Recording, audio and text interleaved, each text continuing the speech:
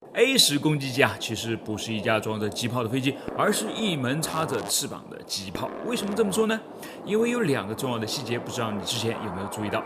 第一，它那门巨大的30毫米口径 GAU-8气管加特林机炮呢，其实并没有装在机身的正中央，而是从飞行员视角看起来稍稍偏左。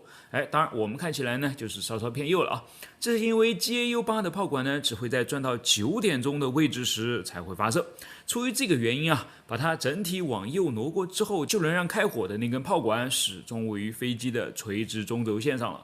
虽然看起来有点别扭，但对射击精度呢却贡献巨大啊。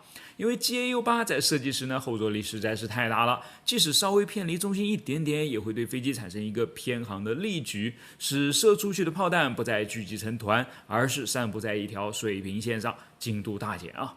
另外，由于机炮的安装位置呢是在飞机的中心以下，所以开起炮来产生的后坐力也会让机头向下倾斜嘛。又在垂直方向上打出了偏差。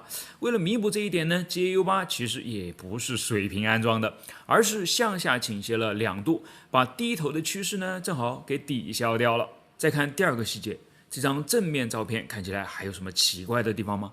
对了，就是前起落架呢也不在飞机的中间，为什么呢？因为要让开那根粗壮的炮管嘛。所以你说它是不是一门插着翅膀的机炮呢？